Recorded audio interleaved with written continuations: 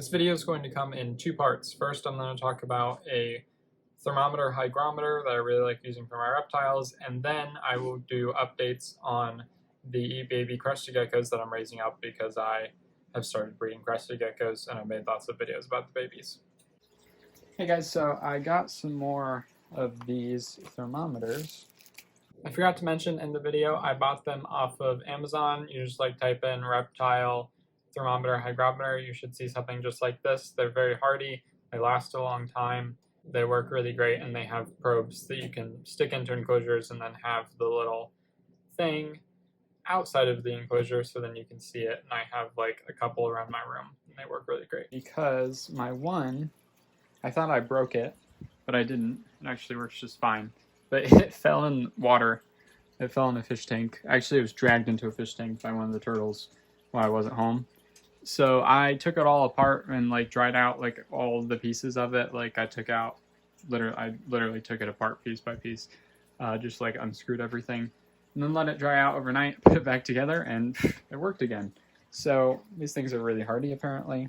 But I have one here, and I want to put it in Pam's tank because I want to be paying attention to the temperature and humidity specifically in her tank. So I have that one that you just saw, and it is just whatever the temperature is in my room. And I like to know what the temperature is in my room because it's just helpful to know what the geckos are experiencing and what I personally am experiencing. It's nice to know, oh man, it's 80 degrees in here, it's really hot.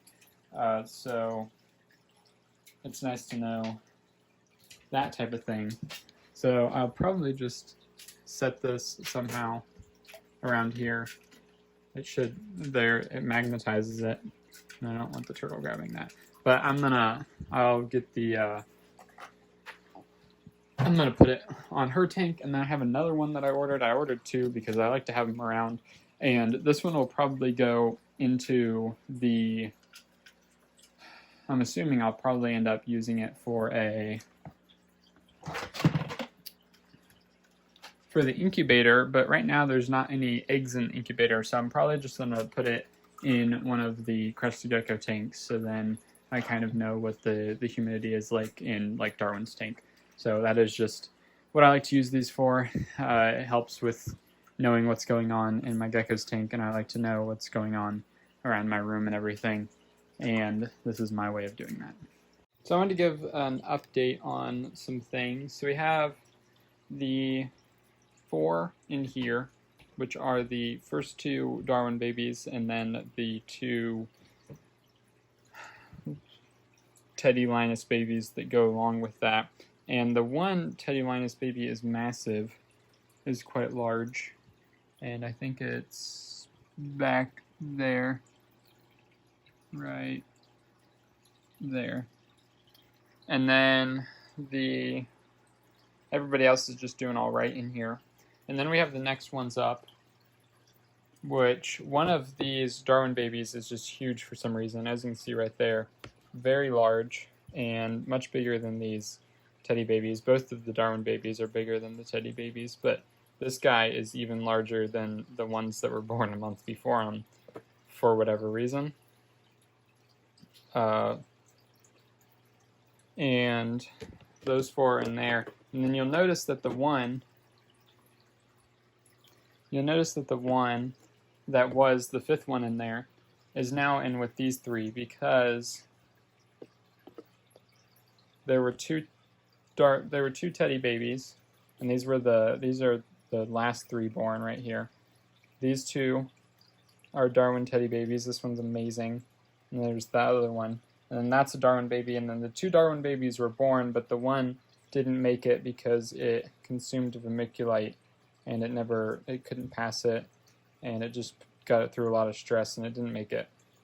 So then we have this one, which is months older than these guys, but is not actually that much bigger, and maybe it'll be a little bit better to be in here with less competition, but it just makes more sense to have 4 geckos in each container.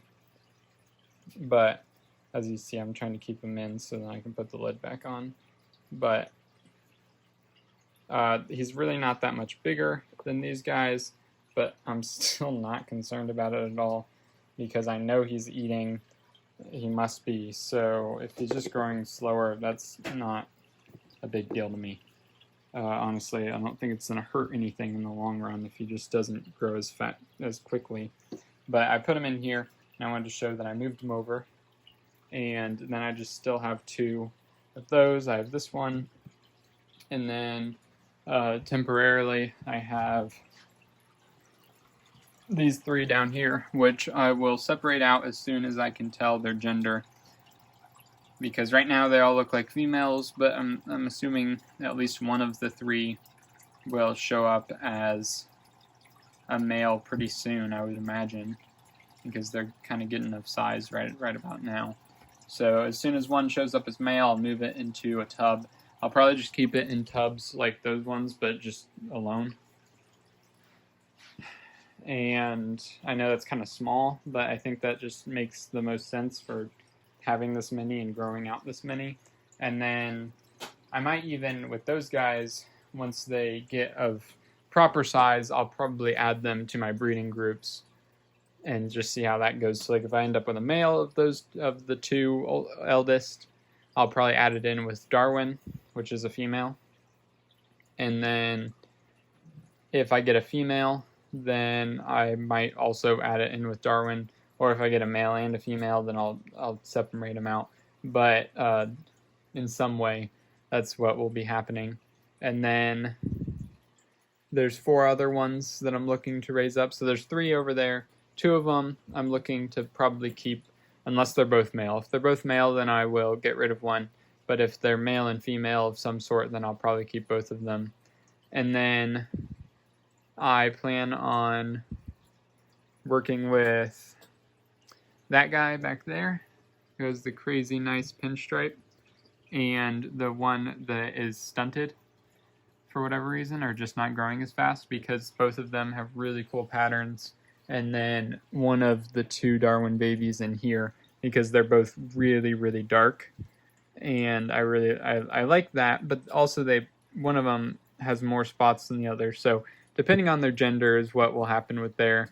I'll probably end up wanting a female because that just makes more sense. But if I can get a female out of one of those 2, then I will keep it because they were the first Darwin babies born, but I don't want to keep both of them. So as of right now, I'm probably looking at keeping 4 or 5 of these babies, and that can always change at any point. It's not that big of a deal to if I raise one up to adulthood, it's not like it loses value at all. Actually, if they're older, then I'd probably be able to sell it for more and then replace it with another one if I get one that is more appealing. Because at the point of having like huge breeding groups, it's not really like you get as attached to every single one of them, but obviously they're still all important and everything. And as they get older, then they'll all have their own personalities that'll come out that I can experience and stuff like that. So that is fun, but that is what's going on right now.